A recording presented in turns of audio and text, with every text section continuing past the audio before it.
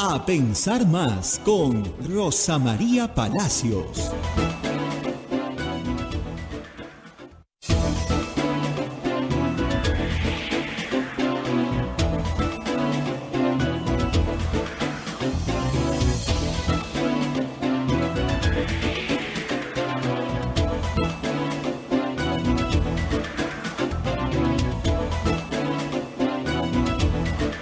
Señoras, señores, muy buenos días. Bienvenidos a Pensar Más con Rosa María Palacios desde Radio Santa Rosa para todo el Perú.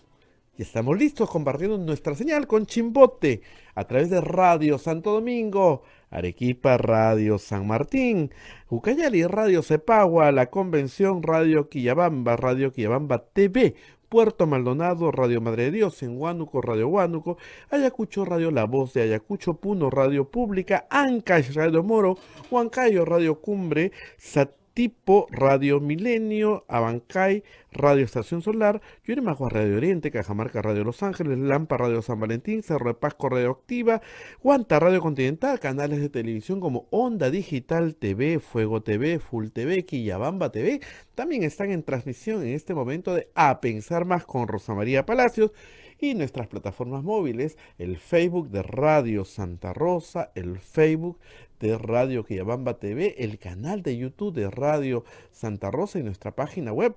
www.radiosantarosa.com.pe. Muy bien, hoy día es 10 de mayo del año 2023 y Rosa María ya está lista para compartir con todos nosotros lo último en información tanto del legislativo como del ejecutivo. Rosa María, muy buenos días. Muy buenos días, Abel. Muy buenos días a todos nuestros oyentes en el Perú y en el mundo. Estamos transmitiendo desde Lima para todos ustedes. Y antes de comentar todo lo que hay que comentar, pues primero tenemos que cumplir con los auspiciadores. La Maestría en Gerencia Social de la Pontificia Universidad Católica del Perú invita a profesionales de diferentes disciplinas a participar del proceso de admisión. Informes en Facebook, @PUCMGS, o al teléfono 993-028-464. Urbánica. Diseñamos y construimos viviendas que te conectan con la naturaleza y que generan bienestar para tu hogar. Si deseas conocer nuestros proyectos de Punta Hermosa y Miraflores, o si tienes algún inmueble donde quisieras construirlos, podemos asociar también. Escríbenos al WhatsApp 948-242-747 o 998-999-201. ¿Cansado de perder horas en la gestión de tus procesos contables, administrativos y financieros? Simplifica tus procesos y ahorra tiempo y dinero con ERP Contanet, el sistema 100% peruano que lleva a tu empresa al siguiente nivel.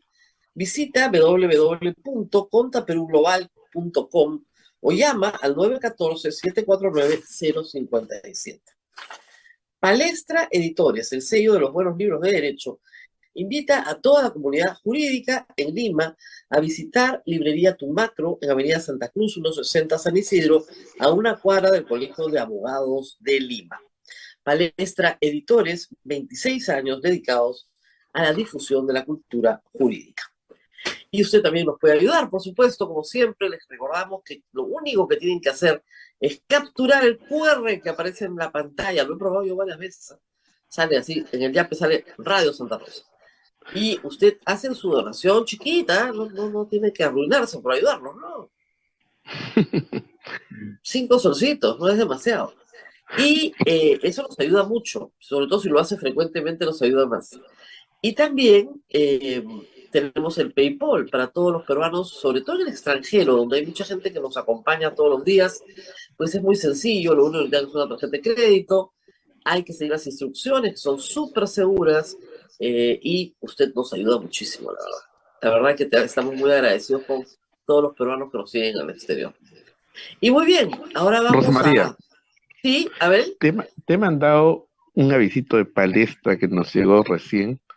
A ver, no sé Qué si le bueno. puedes dar una capturita, ahí la tienes. Una capturita.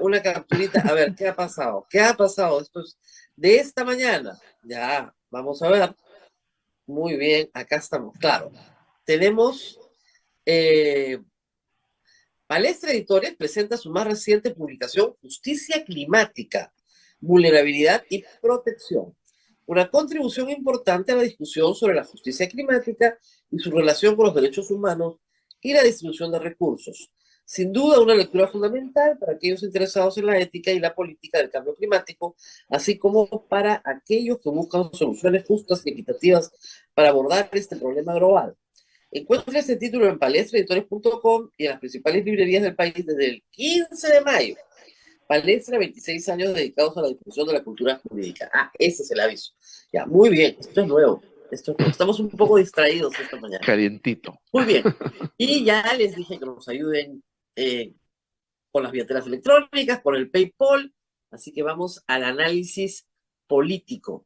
Bueno, están pasando cosas que son, a ver, como el remanente de las cosas que han pasado en los últimos días en política. Todavía hay muchos comentarios sobre las declaraciones de Dina Boluarte al Comercio, que fueron publicadas el día domingo. En realidad el consenso es un poco difícil para Dina Boluarte. El consenso es que no sabe manejarse ante medios de comunicación en una entrevista espontánea. No es Pedro Castillo, ¿verdad? Con Fernando del Ricón o con César Hildebrand, que le fue pésimo. No, hay un mejor entrenamiento, se nota que hay un cuerpo de asesores alrededor. Pero el problema es que el cuerpo de asesores tiene que entender que el mensaje no es el correcto. Lo único que ha hecho es enajenar a los aliados, que terminaron sentados anteayer con Dina Boluarte hora y media, discutiendo qué cosa es esto de que se lave las manos en su responsabilidad acerca de los fallecidos en el Perú. Y eso tiene que obligar a sus aliados a ponerla, digamos, en una situación diferente.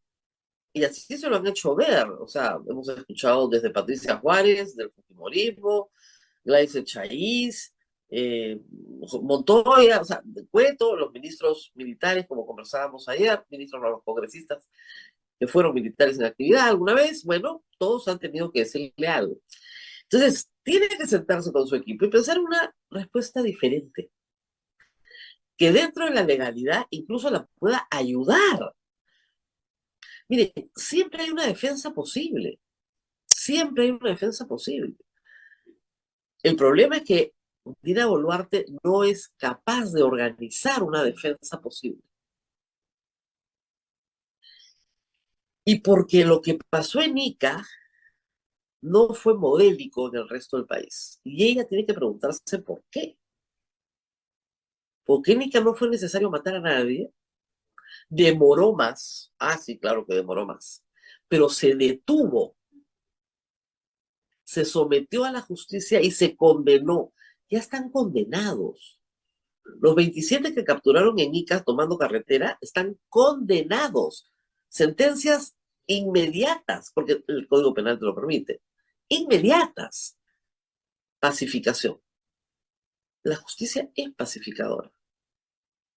La justicia pacifica porque si a mí me dan lo que me corresponde, yo voy a estar en paz, por definición. Y la justicia tiene un alto componente pacificador. Yo necesito que un juez que sea justo me diga si tengo la razón o no. Cuando la justicia se posterga, el conflicto es infinito. Y eso es lo que el gobierno no entendió nunca. Y no entiende normalmente. Y el problema de Dina Boluarte es que su conducta respecto a graves violaciones de derechos humanos ha sido la conducta típica del líder que no sabe ser estadista. Que no dice, bueno, yo asumo, pues. Sí, señor, nosotros hicimos esto. Y asumimos los daños, asumimos que estuvo mal. ¿Qué pasó? Eso es lo que estamos averiguando. Y si lo hubiera hecho el primer día, hubiera evitado todas las muertes posteriores. Pero si sigue en el aquí no pasó nada, no tengo idea. ¿Quién habrá sido el que disparó? No sé, eso no me corresponde. No tengo idea. Va a terminar presa. Y va a terminar lejos del poder. Muchos discuten cuándo se va a ir Dina Boluarte. Bueno, probablemente el 2023 esté, ¿no? Eso está claro, porque no hay adelanto de elecciones. Ese cuento no se lo quiere comer el Congreso. Pero ¿qué va a pasar un año antes de las elecciones nacionales? Cuando ella convoque elecciones, tenga la obligación de convocar elecciones. Y las elecciones ya estén convocadas. ¿Ustedes creen que estos congresistas no van a querer que uno de ellos sea presidente? Aunque sea por un año, 11 o 12 meses. Mientras Dina Boluarte no convoca elecciones, va a seguir siendo presidenta. El día que convoca elecciones la sacan. Porque ya se quedan todos, pues ya no la necesitan para quedarse, las elecciones ya están convocadas. Eso fue lo que hicieron con Vizcarra, y son los mismos partidos políticos, las mismas ideas, el mismo grupo, digamos, de pensamiento. La conspiración que armaron contra Vizcarra parte del mismo principio, ya no necesitamos presidente, ya convocó elecciones, lo podemos derrocar, nos quedamos igual. Así que para el 2025, segundo semestre, ya no hay Dina. Ese es su horizonte, 2 años. En 2 años tiene que organizar una defensa, si es que no pasa algo más, ¿ah? ¿Ok? Si es que no pasa algo más en el camino. ¿Qué puede pasar? Hasta ahora todo el mundo dice se queda hasta 2026 porque no está pasando nada. Yo creo que el 2025 se va, porque ya no es un peligro, ya no cierras el Congreso. Ahorita la única razón por la cual se sostiene en el poder es porque si la sacan, el Congreso se tiene que ir. La única razón. Ella se va, pero el Congreso se puede quedar cuando convoca elecciones. Ya tienen fecha, ya están convocadas, ya, listo, se quedan todos. Ah, esa es la situación en mi país. ¿Qué más tenemos que decir? En el Congreso, las cosas se mueven muy rápido en la dirección equivocada. Los proyectos para amenazar la libertad de expresión vienen embalados. Aparentemente, esta semana se va a dar la segunda votación para aumentar las penas por difamación. Esto le puede salir muy mal a los políticos que lo promocionan. Primero porque la corriente mundial es ir a la despenalización del crimen de difamación, por razones que yo he explicado muchas veces acá. A ver, ¿quién me va a devolver a mí la honorabilidad? Una persona que es un miserable, que me insulta, yo no creo que pueda reparar nada. Y hoy por hoy, la honorabilidad de las personas, que es un valor muy importante, se define más por la buena reputación. Y la buena reputación te la ganas en la sociedad por la percepción que la sociedad tiene de ti. ¿Cómo va a afectar tu buena reputación que un miserable te insulte si él no tiene buena reputación? Pues, ¿qué cosa te va a reparar? Yo siempre digo, entonces, la pena de cárcel, que es una pena extrema, extrema en nuestra sociedad, no es la que corresponde. Sí, la pena económica, la pena pecuniaria, la reparación civil. Y ahí también hay una cuestión bien complicada, ¿no? Primero porque las reparaciones civiles en el Perú suelen ser muy bajas, acorde con nuestra economía. O sea, acá no hay juicios que se transan por 700 millones de dólares con Estados Unidos. Y dos, porque cuando te dicen ya, usted está ganado y su honor vale, no sé, pues 1.000 soles, te deprimes un poco, ¿no? Así que también, ¿para qué ponerle precio al honor? Digo yo. Pero el Congreso está embalado, está contento, vamos a reventar a los periodistas, eso es lo que queremos hacer. Pero lo que es gracioso son las explicaciones. Yo escuchaba ayer a Lady Camones, por ejemplo, decir, pero si los periodistas se portan bien, nada les va a pasar. Y claro, si vemos la jurisprudencia, lo que vemos es una denuncia sistemática a periodistas que terminan en la superior en su absolución, después de 3 años de juicio, 4 años de juicio. A mí no me hace mella, porque digamos, yo sé perfectamente lo que significa, pero a la mayoría de periodistas que no han estudiado derecho y que el sistema nervioso ya lo tienen bastante comprometido en un ambiente hipertóxico, donde son permanentemente insultados y agredidos, donde van a tu casa a insultarte, etcétera, etcétera, etcétera, pues sí, claro, hay un daño. Y no porque seamos así súper sensibles, ¿no? Sino porque somos seres humanos. Y acá el propósito del Congreso es dañar a la prensa. Ese es el propósito. Hay que dañar a la prensa. Hay que reventar a los que cuentan la historia de los mochasueldos. A los tenemos que reventar. Yo se los pongo al revés. ¿Ustedes se imaginan si no hubiera prensa? Como decíamos ayer, se roban hasta el cableado. O sea, esto es con prensa libre. O sea, las irregularidades en el Congreso de la República han sido descubiertas por el Congreso de la República. No. Las irregularidades en el Congreso de la República han sido descubiertas y presentadas a la opinión pública por la prensa, no por el Congreso. Si no hay prensa, no hay ninguna posibilidad de que esas irregularidades sean públicas. Entonces, ¿qué debemos hacer? Matar a la prensa. Por favor, el mensajero muerto ya no hay mensaje.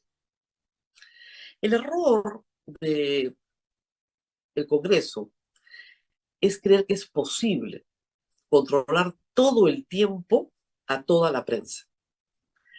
Y eso es imposible, es como engañar a todo el tiempo a todo el mundo. No se puede. Puedes engañar mucho tiempo a un número de gente, o poco tiempo a todo el mundo, tal vez. Igual pasa con la prensa. Puedes perseguir a toda la prensa y lograr en poco tiempo un régimen de terror. Sí, pero no va a ser por mucho tiempo. La experiencia humana así lo dice. Tercera historia. Vamos a la separación de poderes. La separación de poderes garantiza el Estado de Derecho y que no vivamos en una dictadura. ¿Ve? El poder concentrado, piensen en las monarquías absolutas, ¿ok? Una sola mano es legislador, ejecutor y juez. Todo, todo, una sola mano. La democracia emerge como mucho mejor forma de gobierno justamente para evitar que una sola mano tenga todo el poder. Porque como ya se ha dicho, el poder absoluto se corrompe absolutamente. Entonces divides el poder para que nadie tenga todo el poder. Pero le das, como quien reparte una torta, a cada uno una pequeña tajada, de tal manera que si queremos ser torta, tenemos que trabajar todos juntos. ¿Ok? Pero cada uno tiene un pedacito. Hago toda esta explicación para que se entienda por qué tenemos que respetar y defender la separación de los poderes a como dé lugar. Porque si no tenemos separación de poderes, no tenemos democracia, tenemos un gobierno autoritario, donde un grupo domina todo. Pero es una buena idea. ¿Qué está pasando en el Congreso? El Congreso en este momento tiene el poder de tener sentada a Dina Boluarte en la presidencia. ¿Por qué digo esto? Porque ya hay una interpretación equivocada de la Constitución por la cual el Congreso puede vacar al presidente con 87 votos cuando le da la gana y sin ninguna razón. Esa interpretación es funesta, equivocada. Pero este Congreso con 87 votos ha logrado colocar a un tribunal constitucional que le es tributario. Es decir, todo lo que diga el Congreso lo va a hacer el Tribunal Constitucional. A las pruebas me remito, ahí están las resoluciones. ¿Queremos elegir al defensor del pueblo sin mérito? No hay ningún problema, hagan lo que quieran. ¿Queremos volarnos la cuestión de confianza por ley sin modificar la Constitución porque no tenemos los 87 votos? Dele, ningún problema. Modifiquen la Constitución por ley. Y ahí nomás cierras el Tribunal Constitucional. O sea, si el Tribunal Constitucional no va a defender ni siquiera la Constitución, ¿de qué estamos hablando? Ningún mérito le podemos dar, pero ahí está. Lo ha dicho María del Carmen Alba. El Tribunal Constitucional es de nosotros, del grupo, y nos falta, no nos han dejado conquistar la Defensoría del Pueblo. Y a eso va. No hay separación de poderes. El Congreso controla el Ejecutivo, el Congreso controla el Tribunal Constitucional, el Congreso no controla la Corte Suprema, el Congreso no controla la Corte Electoral, que el Jurado Nacional de Elecciones es una Corte Electoral. ¿Ok? ¿Qué quiere el Congreso? Controlar la Corte Electoral. Eso es una barbaridad jurídica. Los congresistas son elegidos por voto popular, quieren controlar a su árbitro. De dos maneras. Ya les habíamos comentado en este programa, el deseo del Congreso manifiesto de modificar la Constitución. Van a necesitar 87 votos en 2 legislaturas, vamos a ver si los tienen, para que los miembros del Jurado Nacional de Elecciones y el jefe de la OMP y la jefa de la RENIEC sean sometidos a antejuicio y a juicio político para inhabilitarlos para el ejercicio de la función pública. Actualmente son altos funcionarios del Estado, titulares de estos poderes, pero no están en la lista del artículo 99 y sigue la Constitución. ¿Por qué? Porque no queremos que sus juicios sean coaccionados por aquellas personas, los congresistas, que tienen que someterse a la justicia electoral. No queremos eso, eso es una barbaridad. El juez, el árbitro, tiene que ser por naturaleza independiente. Si tú le dices al juez y al árbitro que van a depender del arbitrado, entonces no es independiente, por fácil definición. Miren ustedes quiénes tienen antejuicio político, ¿ok? Corresponde a la Comisión Permanente acusar ante el Congreso, artículo 99 de la Constitución, al presidente de la República. En ese caso es solo por lo que está en el 117 que no quieren modificar, o después de que sea presidente de la República. A los representantes al Congreso, o sea, a los congresistas, a los ministros de Estado, a los miembros del Tribunal Constitucional y a los miembros ahora de la Junta Nacional de Justicia, a los vocales de la Corte Suprema, a los fiscales supremos, al defensor del pueblo, al Contralor General, por infracción de la Constitución y por todo delito que cometan en el ejercicio de funciones hasta 5 años después de que hayan cesado en estas. ¿Ok? Ese es el artículo 99. Un artículo que muchos en la doctrina consideran que es un rezago de la monarquía y que debería ser eliminado, porque todos deberían ser tratados como somos tratados todos los ciudadanos. Pero está ahí, en el artículo 99. Acá quieren incluir a los miembros del Jurado Nacional de Elecciones y al jefe de la OMP, que son organismos constitucionalmente autónomos porque están incluidos en la Constitución. Si un miembro del Jurado Nacional de Elecciones delinque, sí debería haber un procedimiento, ¿no? Pero no habiéndolo, es mucho más fácil sacarlo. Muchísimo más fácil. En 2 minutos. Flagrante delito del miembro del Jurado de Elecciones, lo llevan detenido, lo llevan preso.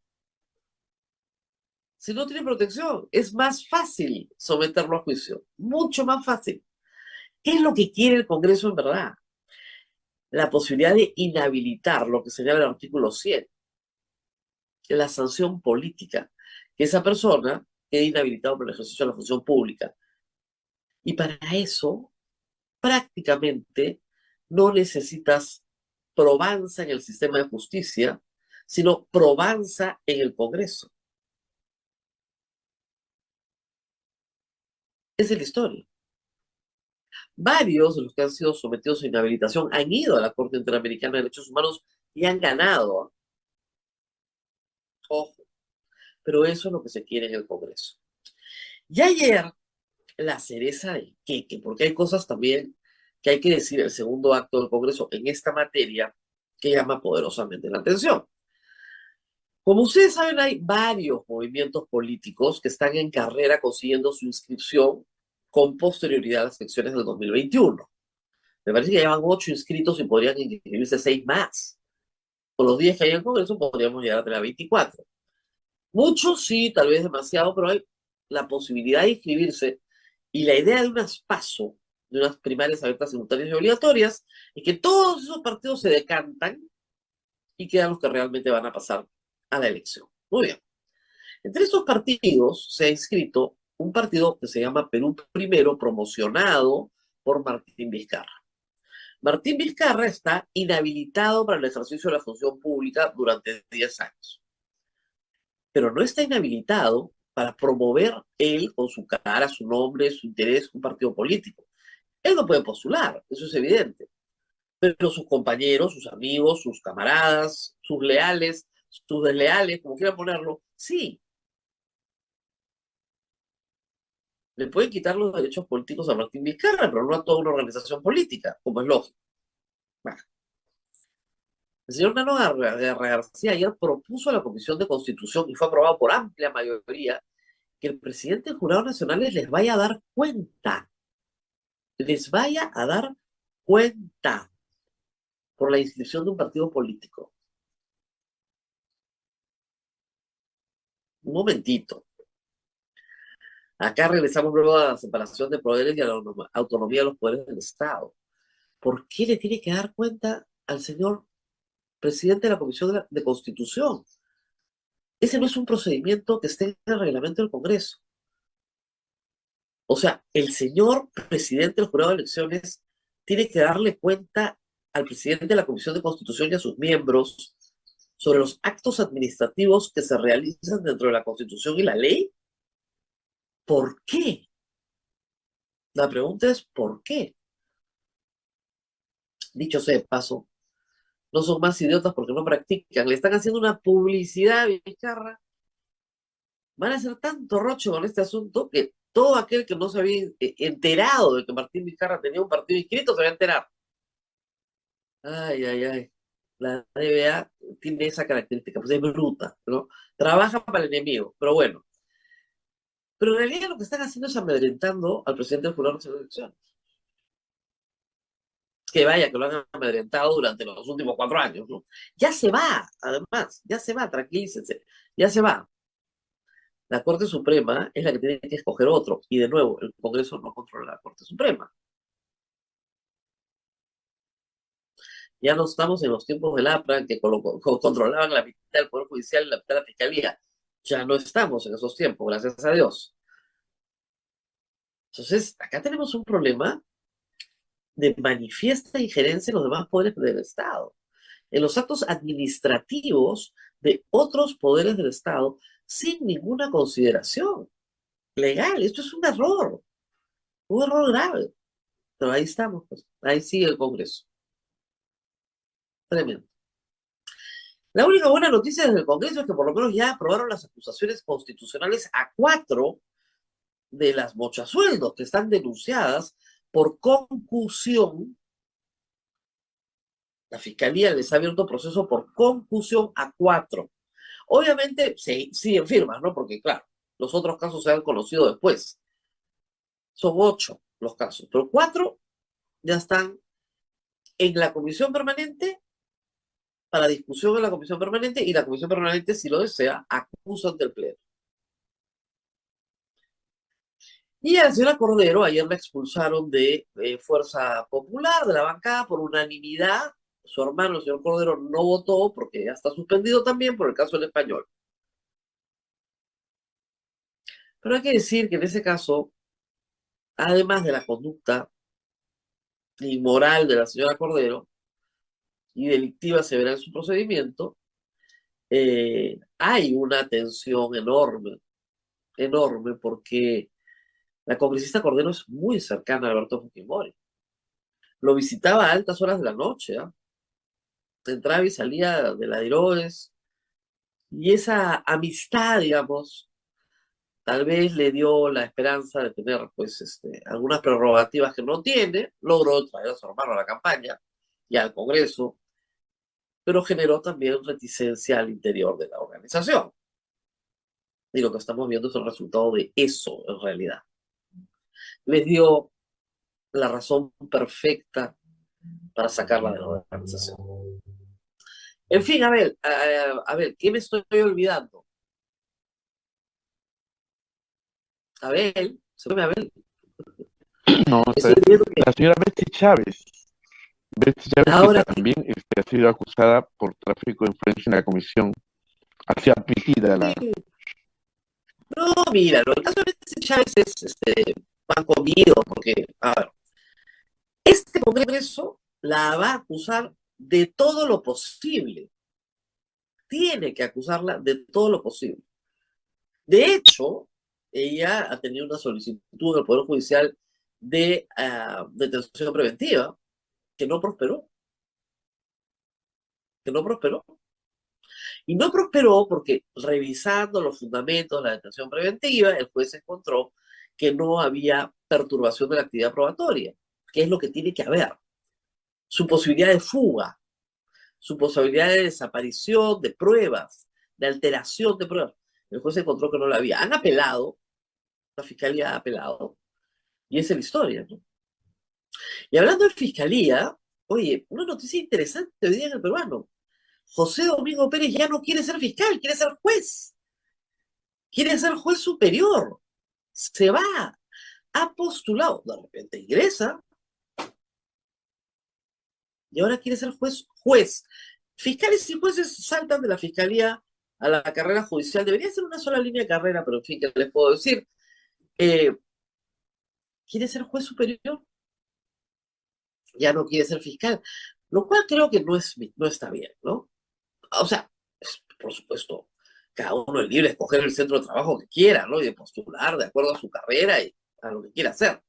Pero digamos, un fiscal con tanto protagonismo, con tanta figuración, que ha llevado casos desde hace 6 años, 7 años, afirmando con gravedad acusaciones muy serias contra muchísima gente inocente, se va antes de que las condenen. Porque no puede lograr una condena, porque él sabía que nunca iba a poder lograr una condena. Si hubiera logrado la condena de todas aquellas personas que ha perseguido, bien por él, señor fiscal, misión cumplida, está. Pero se va antes de los juicios. ¿Para qué llevó a todas estas personas a proceso?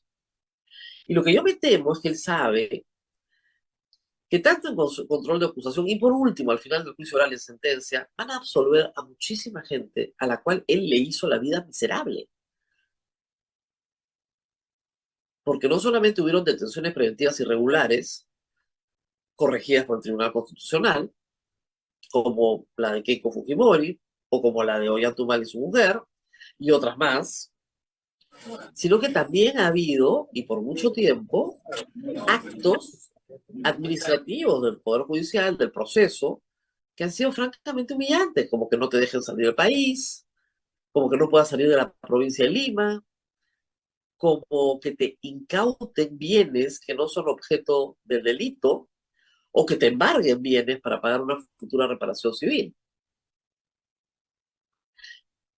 No me parece, que reitero, mal que un juez provenga de la fiscalía. Deberían, yo creo, hacer línea de carrera en cada una de sus instituciones, es mucho mejor, pero en fin, tampoco que una persona quiera mejorar sus aspiraciones, ¿no? Ser juez superior es un juez muy importante en nuestro sistema. Estás a un paso de ser juez supremo. Todo eso es muy importante. Pero el problema es que este fiscal en particular ha tenido una notoriedad espectacular para un fiscal. Ha opacado al mismo Vela, que es su jefe, o su superior, digamos. Y luego de estar años en las pantallas de Justicia TV, cuando no has logrado una sola condena de nadie, salvo el acuerdo de colaboración eficaz con Odebrecht, que eso sí se ha logrado, y eso implica una condena también para Odebrecht, por cierto, te vas. O aspiras a irte, ¿no? Porque si no, no postularías a un concurso. Como para tener en consideración, ¿no? Y reitero, hay decenas de personas inocentes incluidas en procesos de colusión, lavado, o sea, tiran los tipos penales así, ¿no? Y las conozco a muchas de ellas, ¿ah? Y durante los últimos años he conversado con muchas de ellas y mi pregunta siempre ha sido, ¿y tú qué haces en ese proceso? No sé, ni el mismo fiscal sabe. No tengo idea qué hago en ese proceso. Y el fiscal José Domingo Pérez ahora se quiere ir. Si pasa sus exámenes y todo, gana su concurso, se fue. Ahora, irte sin ninguna condena deja bastante que desear, ¿no? Muy bien. Espero que no me toque de jueza. Si gana, espero que no me toque de juez. Dios mío. Ahora, la óptica de un fiscal es siempre acusar, ¿no? Y ganar condenas. Eso es lo que busca un fiscal. Un juez, en teoría, busca administrar justicia, no es lo mismo. Y puede hacerle caso a la parte o le puede hacer caso al fiscal. Es un trabajo diferente. Ay, ay, ay. Imagínense ustedes cuánto tiempo y cuántos problemas han habido en el sistema de justicia. Vamos a la pausa. Hoy día se hemos pasado por todas, por ejecutivo, legislativo y judicial. Sí. Nos vamos a la pausa y regresamos con el doctor Julio Schiappa Pietra para hablar de Dina Boluarte en particular, porque tal vez él nos ayude a comprender mucho mejor al personaje. Vamos a la pausa y volvemos. Vamos a la pausa, Rosa María, pero permíteme decirle si estás cansado de perder horas en la gestión de tus procesos contables, administrativos y financieros. Simplifica tus procesos y ahorra tiempo y dinero en ERP Contanet, el sistema 100% peruano que llevará a tu empresa al siguiente nivel. Visita nuestra página web contaperuglobal.com o llámanos al 914-7490-57 y bajo la dirección del reconocido profesor penalista Jesús María Silva Sánchez, este es un anuncio de palestra, la Universidad Pompeu Fabra de Barcelona, Palestra International Center for Legal Study, presenta el curso internacional Actividad Empresarial y Derecho Penal, el cual se desarrollará del 10 al 21 de julio en el campus de la Universidad Pompeu Fabra en Barcelona. Para mayor información, comunicarse al 994-820148 o ingresar al institutopalestra.com. Y también respecto al proyecto del Anillo Vial de Lima, hay 40 hectáreas de áreas verdes que serían eliminadas en la separadora industrial. Consideramos que las obras deben enmarcarse en un gran plano urbano de Lima, priorizando la culminación del tren y el transporte público. Solicitamos escuchar opiniones de urbanistas, arquitectos y técnicos especializados. El informe de factibilidad e impacto ambiental debe publicarse antes de la adjudicación. Encontrándonos con un niño costero, es importante conservar los termorreguladores y drenajes naturales como son las áreas verdes. Pausa y volvemos con el doctor Julio Schiappa.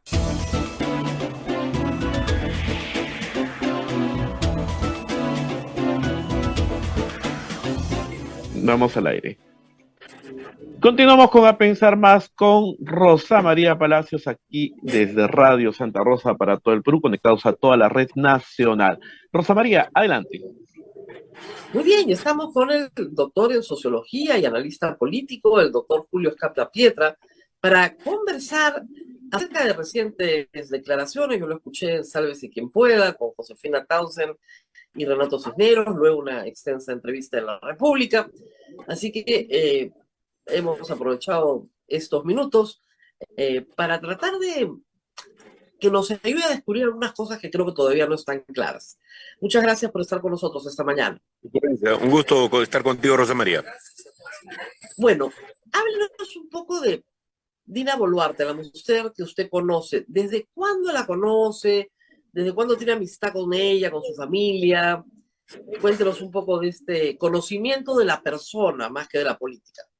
Yo tengo un conocimiento relativamente reciente. Es al final de la primera vuelta electoral del año 2021. En el momento que se avecina ya el tema de la batalla porque querían declarar fraude en la campaña electoral. Yo en ese momento estaba en la campaña del señor Forsyth porque yo me dedico profesionalmente a la asesoría de campañas y salgo a hacer este trabajo porque en esa campaña donde yo tenía responsabilidades regionales hubo una crisis en ese momento. Así que yo asumo la responsabilidad a partir de una relación amistosa, familiar, que no quiero describir con mucho detalle, que permite que yo tenga ese acceso porque era una persona conocida, digamos, con la cual teníamos vínculos a nivel de familia, ¿no? Claro, termina la primera vuelta y estamos ya en segunda vuelta.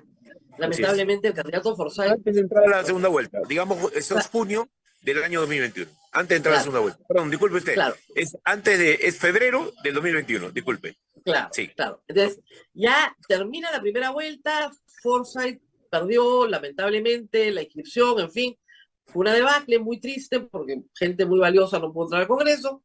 Claro. Y usted en ese momento termina su responsabilidad ahí y se acerca a Dina Boluarte, digamos, usted la calibra mejor que a Pedro Castillo, le parece un personaje interesante. Bueno, lo que pasa es que la doctora Boluarte era ya la candidata a la vicepresidencia y tenía un perfil interesante, ¿no? De origen andino, una persona con una preparación media, con experiencia en el Estado, y sencillamente era una alternativa, pues entre apoyar a Vladimir Cerrón, a que ya yo conocía de alguna de sus andanzas en Junín, donde hasta nos hemos topado judicialmente, bueno, evidentemente Dina era la mejor opción, ¿no? Para poder dar un apoyo a una candidatura que todos pensábamos iba a ser diferente, ¿no? Claro, pero sin embargo, ella era un cuadro de Perú Libre en ese momento. El cuadro es relativo, pues, porque para ser cuadro tenías que haberte ido a formar a algún lado y ahí ella no había pasado por un proceso de ese tipo. O sea, no era como el señor Cerrón, que no era como el señor Cerrón y algunos de sus seguidores que se habían ido a Cuba, habían recibido formación también en Venezuela, en varios lugares. No tenían ni formación teórica, pero sí una adhesión a la causa.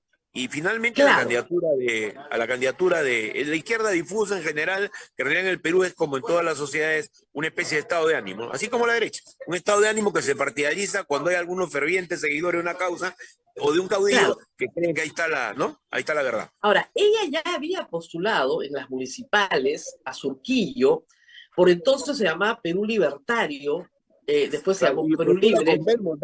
Y postula con Belmont, ojo, porque él fue el candidato presidencial, el candidato a alcalde, nada menos que Perú Libre, lo cual demuestra un eclecticismo, por no llamarlo un gran sentido de la oportunidad que había en ese partido, ¿no? Claro, pero digamos, ella está desde el 2018, 2019, 2020. Algún nivel de actividad partidaria tiene que haber habido, algunos cursitos, algunas, en fin, adoctrinamiento partidario.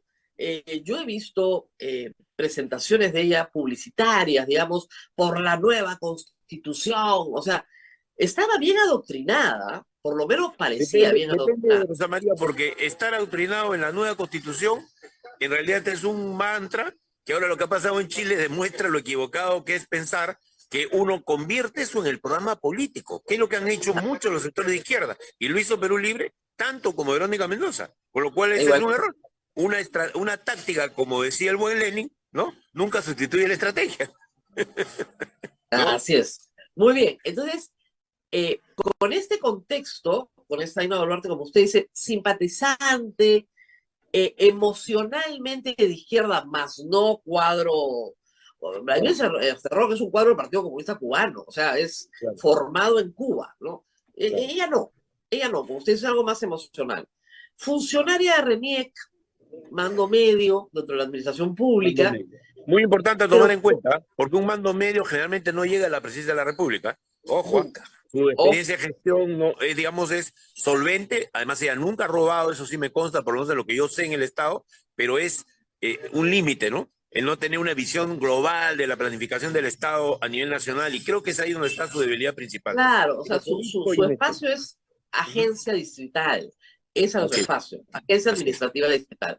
Abogada, pero de agencia administrativa distrital. Muy bien. La pregunta que yo siempre me hago es, ¿por qué le escoge Vladimir Cerrón? Acuerde usted que Vladimir Cerrón llama a Castillo, lo inscribe en el partido para que sea el candidato. Cerrón sabe que él no va a salir porque además está imposibilitado. Él se coloca como primer vicepresidente, lo tachan, sabía que iba a pasar, pero pone a Dina Boluarte porque necesita, siempre él dice, la cuota. ¿No? Claro. Pero de todas las mujeres que lo rodeaban, y hay bastantes bien enfervorizadas hoy en el Congreso, ¿por qué escogió a Dina Boluarte? Porque yo creo que era una persona con mayor experiencia, un poco más de edad, y él también estaba ya interesado en compensar las fallas que tenía Pedro Castillo. Definitivamente Dina Boluarte tampoco es cualquier persona. Ojo, es una mujer andina que habla el quechua, que tiene, digamos, un nivel cultural por encima del promedio, y además tiene una cosa que es muy importante, la persistencia y la audacia. Si no, no estaría en la presidencia de la República como está ahora, ¿no? Claro, claro. Entonces, le escoge porque de lo que tenía que escoger una mujer, eso era obligatorio, por tema de cuota, pero cuando mira el horizonte, le escoge. Pero luego es con ella, con quien, hay que decirlo, Vladimir Cerrón se ensaña más o menos desde el primer mes.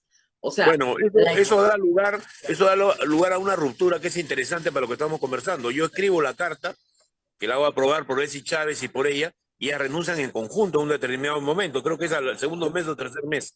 ¿Por qué? Porque ya la crisis era indetenible, ¿no? Porque el estilo de gestión del señor Cerrón era un estilo prepotente, muy machista, y además con vínculos con los conservadores más extremos que siempre hubo. Entonces era una confusión total cuáles eran sus deseos, y era evidente que la tirria con la señora Dinera, porque ella no se dejaba. Hay que reconocer que ahí también hay liderazgo, no es cualquier persona, repito, es una persona con cualidades que cuando yo critico la gestión, lo estoy haciendo no desde el punto de vista personal, lo hago desde el punto de vista de los valores que yo suscribo, ¿no?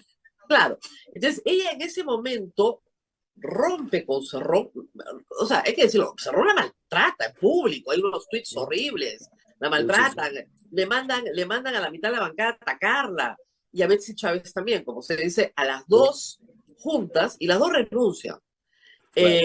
Ojo que las dos renuncian en una carta, pero después no se llevan bien, ¿no? Como pasa en la política. No, ¿cómo pasa? ¿No? Y usted ahí, ¿dónde estaba? ¿Como asesor?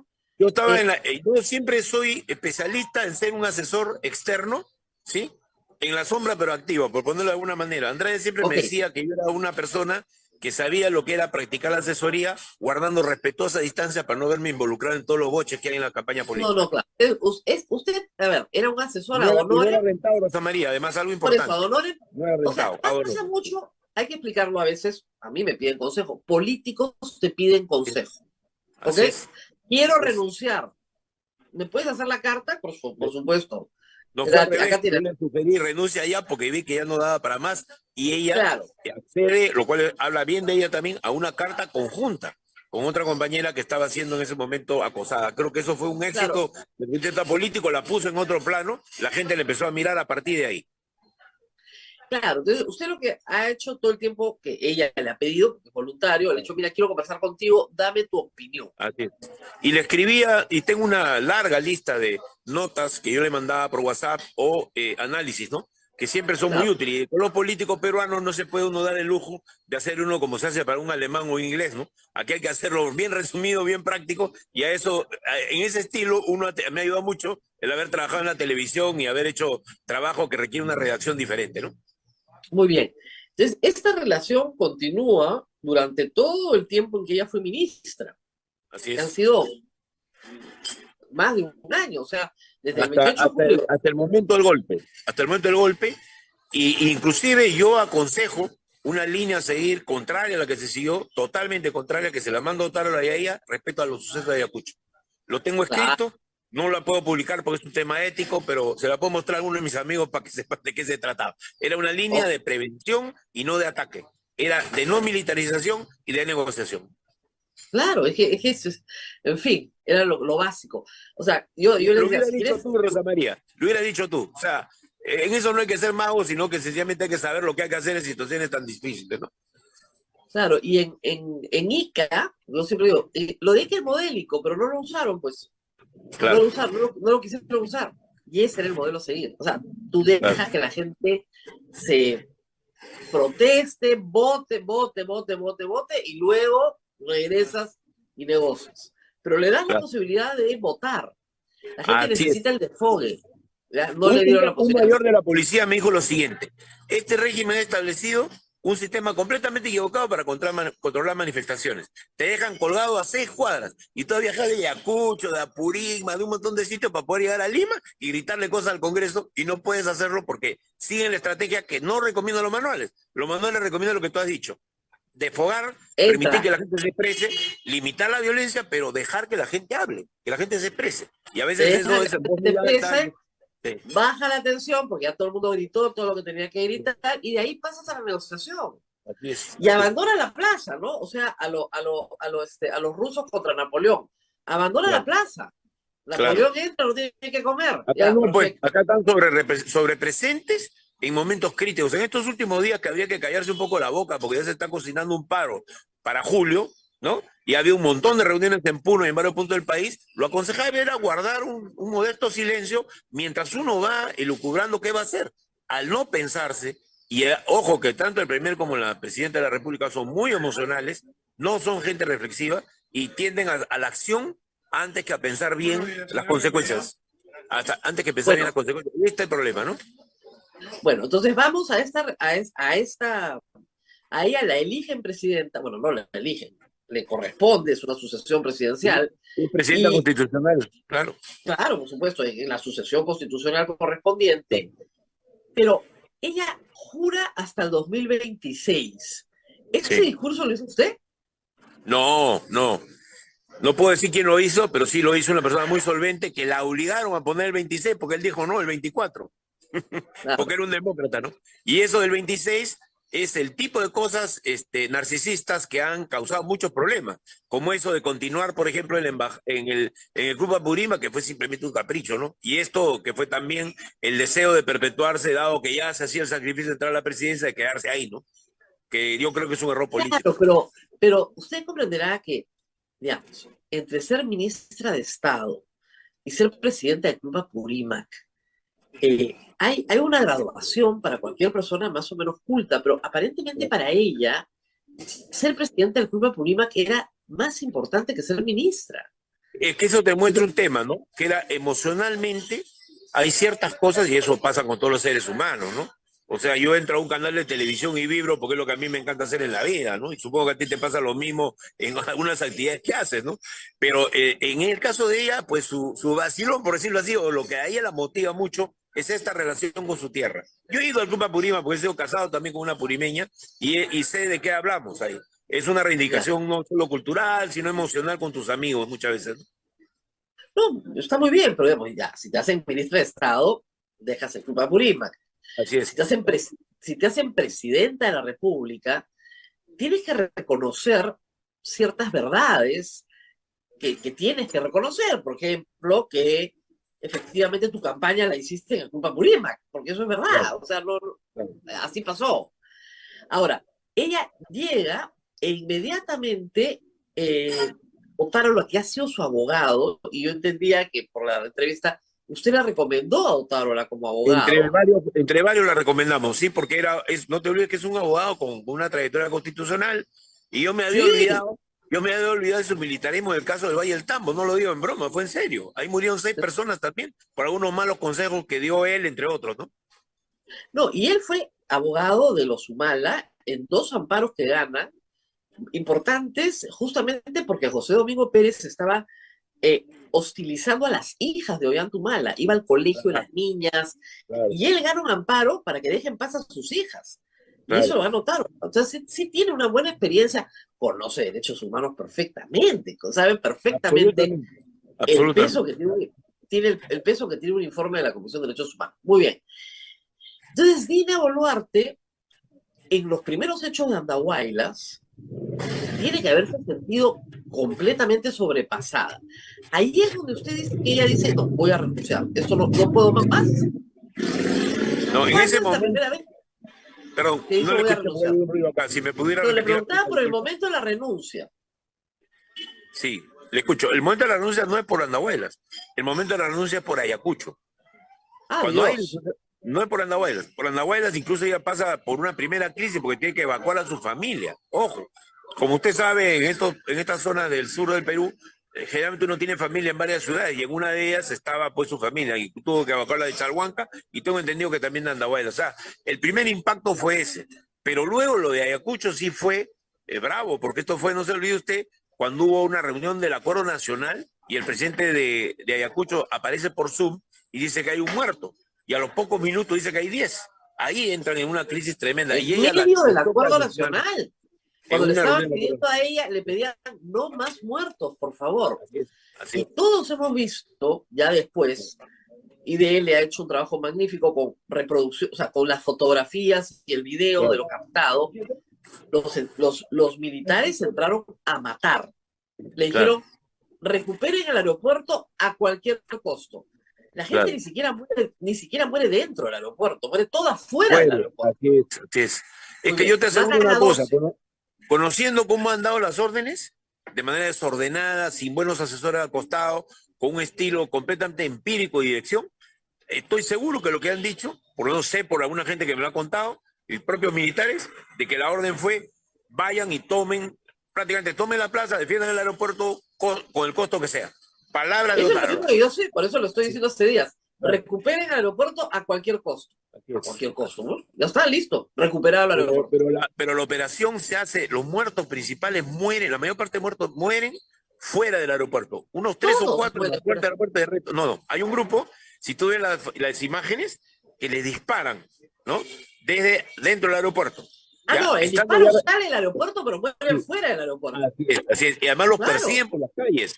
Y yo me pongo a pensar, ¿cómo vas a lanzar tú a policías y militares que han sufrido pérdida de familiares y de amigos en la guerra antisubversiva con una orden así? No hubo reunión de comando, hubo una precipitación exagerada porque también los jefes militares le dieron la garantía que esto iba a ocurrir. Y algo más que para mí me parece muy grave y que hay que investigar, es el caso del general Alfaro, que tiene muchos simpatizantes, pues es una persona muy empática. Pero él resulta que está vinculado al caso de los asesinatos del Escuadrón de la Muerte en el norte. Como testigo todavía, no está implicado en el caso, pero se sospecha que es parte de los oficiales que estuvieron ahí. ¿Cómo alguien que no cree en los derechos humanos lo pones a cargo de la policía? Lo pone Castillo, ojo, en plena crisis de los ascensos pagados, y luego lo ratifica la señora Boluarte, lo cual te voy a explicar por qué fue, porque el Congreso fujimorista saca una ley prohibiendo el relevo de los jefes de la Fuerza Armada por 2 años y policía. O sea, esa ley es funesta. Y ahí están sus consecuencias. Entonces ella no pudo hacer ninguna movida porque se le advirtió en algún momento, me parece a mí que alguien de la policía mismo le advirtió. Y ahí fue, y tú pones a alguien así a cargo, y bueno, llevaron armas, llevaron francotiradores, y fue el general Mejía, que ahora al día siguiente lo sacaron de ahí, que está en el norte ahora, quienes actuaron de la manera que conocemos, ¿no? O sea, no como una fuerza, digamos, de control de daños, sino al contrario, generando daños para asustar, ¿no? Que es la base de toda la teoría antiterrorista, ¿no? Y después de Ayacucho ella quiere renunciar. Sí. ¿Y ahí qué pasa? El mismo día, 2 veces, o hasta 3 quizás. Y ahí se produce una crisis y la convencen los ministros, las personas que están cerca la convencen que se quede. Lo que yo no me explico es cómo puede haber pasado lo de Juliaca después de que hubo lo de Ayacucho. Y además lo de Juliaca fue en enero. O sea, y lo cual te demuestra que seguía funcionando un Estado completamente empírico. Ahora, lo que hizo fue cambiar al ministro de Defensa, cambiar al ministro del Interior. Hemos tenido 3 ministros del Interior. Coloca a Otárola como primer ministro. Y Otárola es el que dice que no pueden entrar los militares. Solo lo vamos a manejar con policía. Lo cual es verdad. Los militares, el ejército solo tiene responsabilidad en Ayacucho. Ya, ¿no? Pero contiene a la Fuerza Armada. Perdóname, lo están llamando por teléfono. Perdón, discúlpame, que hay una llamada que entró. Me vas a disculpar. Tienes que rechazar la llamada. Sí, pero no puedo. Bueno, hay que tener paciencia, se rechaza y ya está. El botoncito rojo que dice rechazar, y ya está. Ahí está. Ahora sí. A veces los amigos no saben que estamos trabajando. Ese es el problema. Sí, pues, el problema. Bien. Bueno, muy bien. Regresemos al día de Ayacucho. la tesis es que ella renuncia, se pone a llorar, dice no voy a poder. ¿Ella es consciente de que lo que está haciendo hasta el momento la lleva directamente a la cárcel? Yo creo que ese mismo día y al día siguiente hay 2 reuniones con Otárola, según me han contado, porque yo no he estado ahí presente, y me cuentan que ahí fue unas reuniones largas y es ahí donde ya acuerdan la estrategia a seguir, ¿no? Mano dura con las movilizaciones, ella sale luego con varios discursos medio raros, ¿no? Que se los han hecho, como el discurso de los ponchos rojos, y habla del Dundum como si fuera un soldado preparado con balas de Dundum, no entendía el tema de Dundum. Y salen una serie de mensajes completamente militaristas que demuestran que el producto de toda esta situación no había sido una reflexión para corregir la esencia, o no sabía cómo hacerlo, sino ha sido, y cambiar de estrategia, sino fue afirmar una estrategia que fue la que ha llevado luego a Julián, que ha llevado a todo lo demás, ¿no? Ella tiene una frase tremenda en la entrevista del Comercio, cuando le preguntan, ¿y a usted a quién escucha? Ella dice, a mí. Es tremendo, porque es la soledad absoluta. Bueno, pues que esa es una característica, yo tengo una teoría sobre esto, ¿no? Tú sabes lo que es el narcisismo, ¿no? Sí, claro. Bueno. Y eso se da mucho en los líderes políticos, y el narcisismo te lleva a la ceguera absoluta frente a las personas con las cuales tú estás, y lleva a que, por ejemplo, eche a una persona como Molina, ¿no? A quien yo recomiendo, sí. Y termina, el pobre Molina iba para conflictos y termina como en toda la confusión de jefe de su gabinete, o sea, es decir, de relación diaria con la presidenta de la República, y se establece una relación difícil, porque si algo caracteriza a mi buen amigo Molina es que habla claro, ¿no? Sobre los conflictos habla muy claro, y había organizado incluso toda una estrategia para Costa y Ayacucho, y sencillamente lo retiran porque ella dice, no me puedo llevar con él, que no sé qué, porque le habla claro, ¿no? Le dice lo que está pasando, y en este caso creo yo que estamos ante un problema así ya personal, ¿no? De cómo asume la asesoría. Es la razón por la cual yo tampoco me empeñé en hacerme emplear en algún ministerio para poder estar con ella. De ninguna manera, no acepté, porque sencillamente me olía que este era un estilo, digamos, de trabajo político distinto a lo que yo había visto en personalidades como Pérez Cuellar, Andrade, Barrantes, mucho de lo que yo he asesorado en mi vida, ¿no? Y luego, cuando fue presidenta, le recomendó, como vemos, algunos nombres, y ella lo llama cuando lo necesita, pero ¿desde cuándo no lo llama? ¿A mí?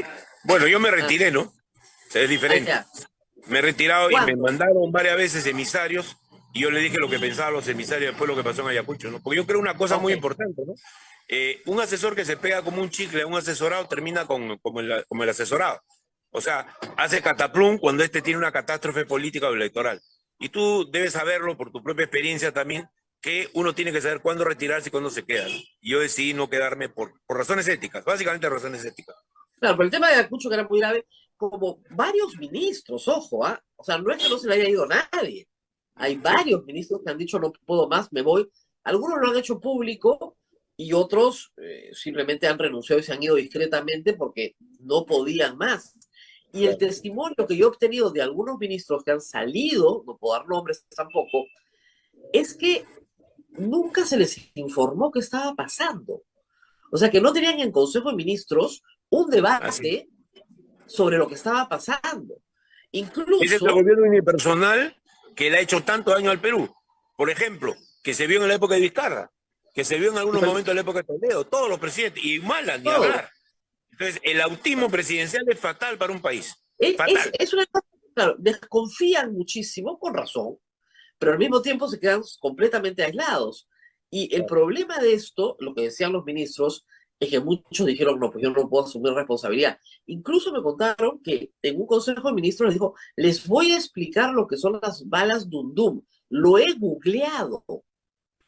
Y este ministro o ministra dijo, no tiene a alguien de las Fuerzas Armadas que le expliquen balística. Mira, ¿sabes por qué lo he googleado? Porque yo en Son de Sorna le di duro a ese tema en Twitter, que tengo una columna algo popular ahí. Entonces me dijeron, ¿no? Que la habían leído, se había molestado mucho y pues ahí está. Eso te explica en una anécdota media graciosa la realidad de querer hacer todo uno mismo cuando tú tienes que operar con el país, con muchos interlocutores, y sobre todo un presidente de la República tiene que tener un staff bueno de asesores de primer nivel, cosa que... No, y además, el problema es, o sea, fue un político, digamos, no sé, si Lula quiere hacer las cosas solo, ha sido 4 veces presidente de Brasil. Eh, hay una gran diferencia con una persona que su máximo cargo ha sido de agencia de RENIEC. O No sea, porque sea, no porque sea una cosa que degrade a la persona, porque hasta un obrero no, puede ser presidente de la República, ¿no?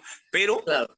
Lula es un obrero, del cual tú hablas, no tiene pero educación. Justamente, Mira, justamente yo hablé con uno de sus asesores cuando recién salió Lula y me contó que lo habían encerrado 6 meses con el Servicio de Inteligencia de Brasil, que tú sabes que es gigantesco, uno de los mejores, y con la gente de Itamaraty de la Cancillería, para prepararlo. Lula no llegó así nomás en blanco, aparte que tenía un gran partido y tenía mucha gente muy capaz. Entonces, ese entorno Lula lo supo construir, por eso ha sobrevivido y ha revivido en la política a pesar de todos sus errores.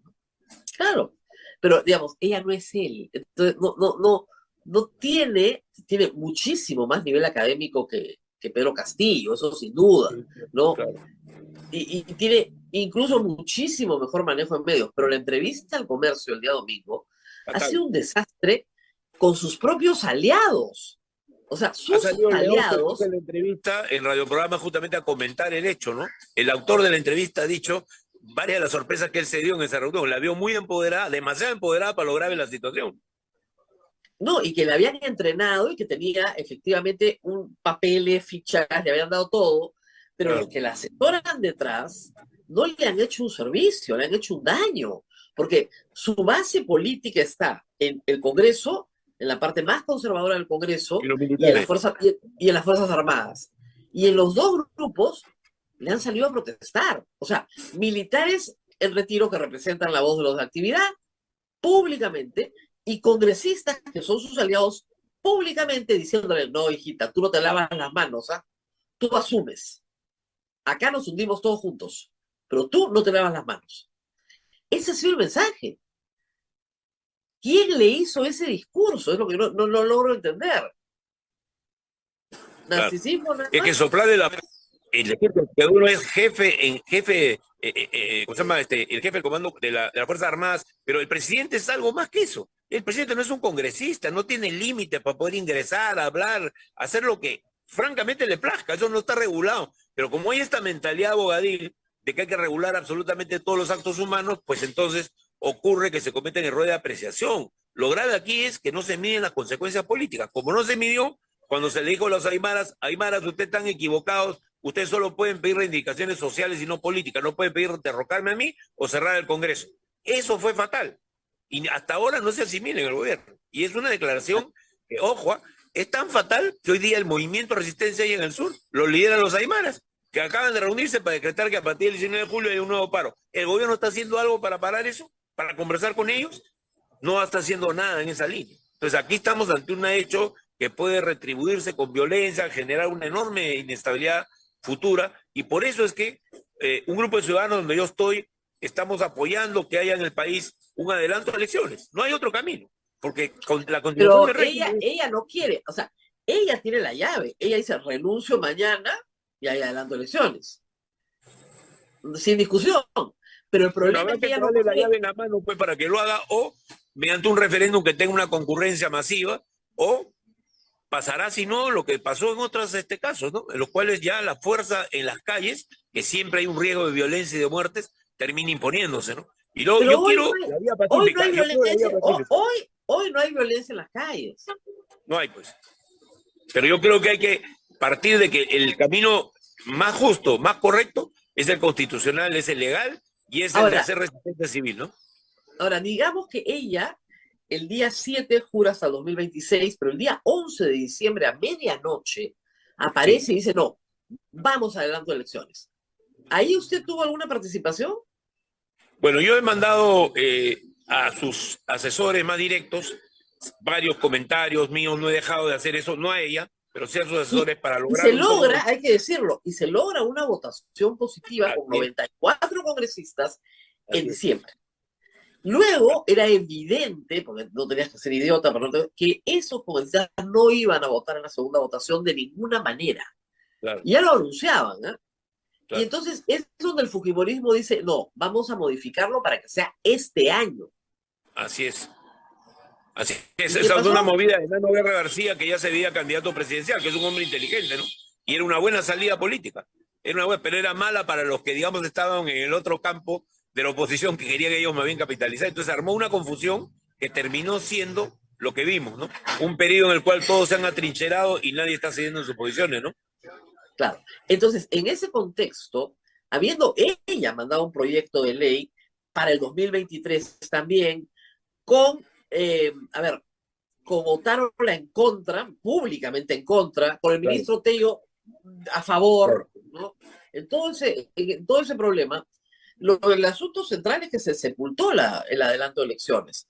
Ella hoy tiene la llave porque el Congreso ya nos dejó saber a todos los peruanos que ellos nunca van a aprobar un adelanto de elecciones porque se quieren quedar.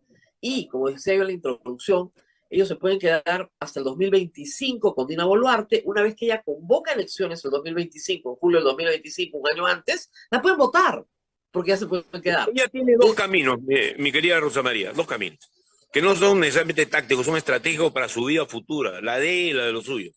Un camino es persistir en esta ruta, que va a terminar muy mal, aun cuando hay elecciones del 26 recién, va a terminar muy mal, va a terminar con ella procesada y con el primer procesado. La otra ruta, que es lo que se hace, que hicimos en la época de Fujimori, tú recordarás, es abrir una negociación pacífica en la cual hay un entendimiento nacional que obviamente va a incluir que esas responsabilidades que ella tiene sean precisadas y no tengan las consecuencias que van a tener. No hay peor camino al suicidio que cerrarse en la posición actual. Y yo creo que ahí está la clave.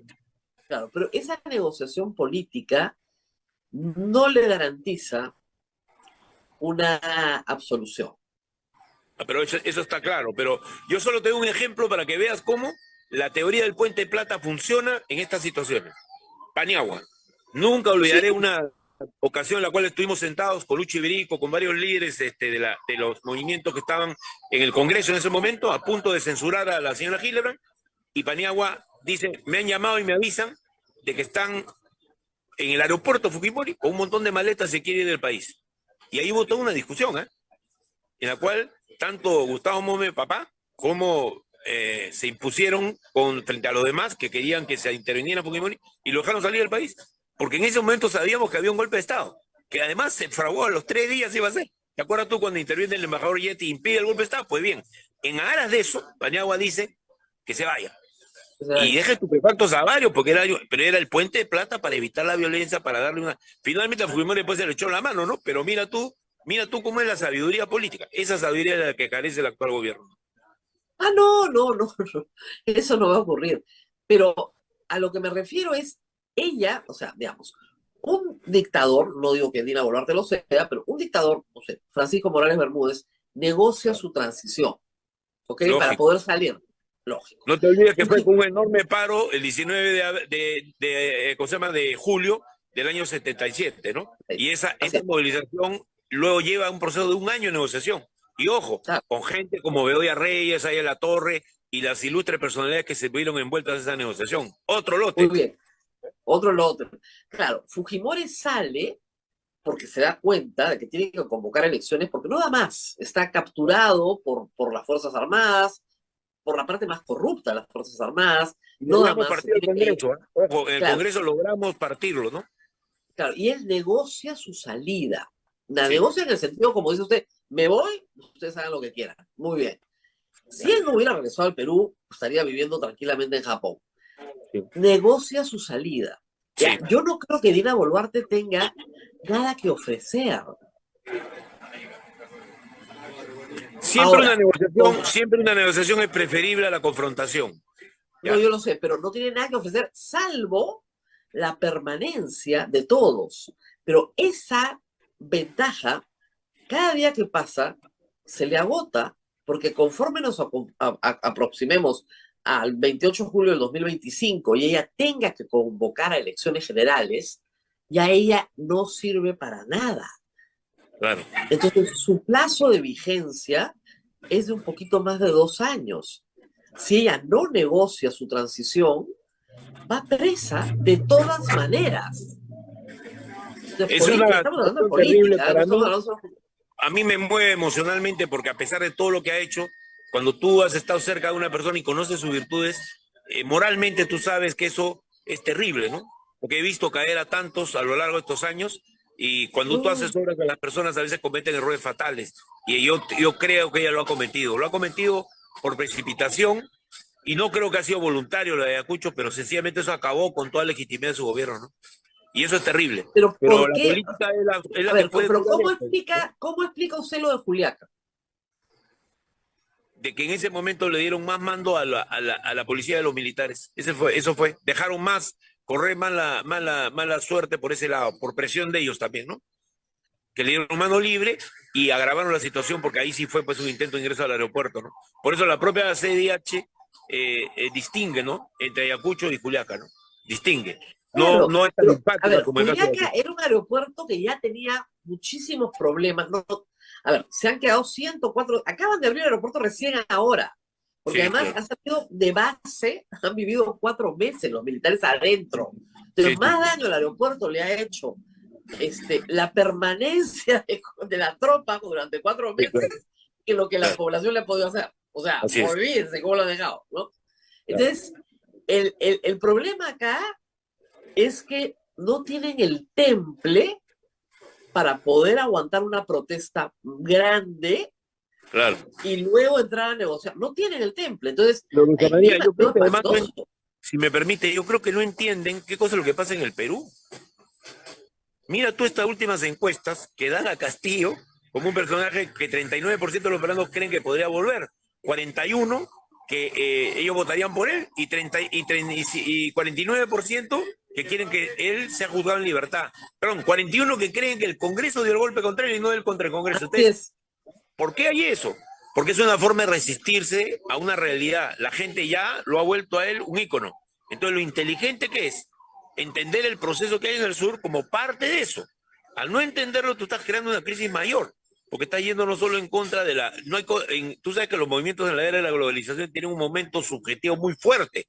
Todo se encadena a través de Internet, no hay líderes visibles, no hay plan ni programas visibles. O sea, hay una serie de circunstancias propia de esto, como ha sido en Chile y Colombia.